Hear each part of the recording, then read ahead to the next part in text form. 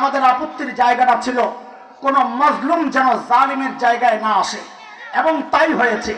আল্লামা কোরআনের পাখি আল্লামা দিলওয়ার হোসেন সাঈদী রাহিমাহুল্লাহ তাআলা তিনি ৭১ দর্শন করেছে, কারো বাড়িঘর লুট করেছে, এটা একটা পাগলও বিশ্বাস করে না। কালো মানিক্যদের মতো মানসিক বিকারগ্রস্ত দালালরা ছাড়া এটা কেউ দাবিও করে না। এই জন্য ওই শয়তানকে যখন ছেলেমেয়েরা সীমান্তে পেয়েছিল, পিটায়া কলা পাতার মধ্যে শোয়া দিছিল। আমি বলি তার বিচার হয় নাই, এখন তো আদালতে চলে গেছে, তার আগে কানটা সারার দরকার ছিল। অনেক টুকরা টুকরা করে পাগলা কুত্তা দেওয়ার শরীরটা খাওয়ানো দরকার ছিল। কথা বলেন ঠিক কিনা? এইরকম শয়তান, এইরকম নিকৃষ্ট পাপীদেরকে নগদ শাস্তি দেওয়া দরকার।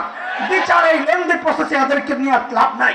তবে পোলাবেন একটা কাজ করছে, আমার বড় ভালো লাগছে, এক জায়গায় লাথি দিয়া জিনিসটা বেকার করে লাইছে, ওইটা আমার খুব ভালো লাগেছে।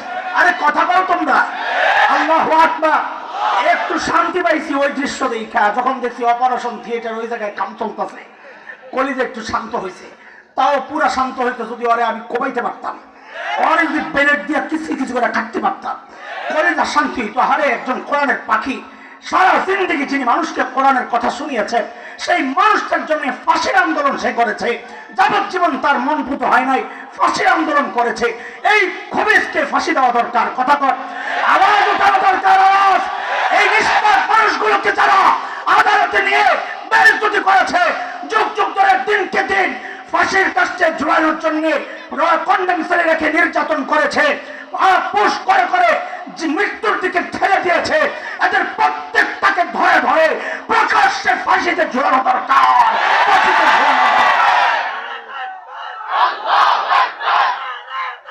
মুহতারাম হাজিরিন, কথা শুনে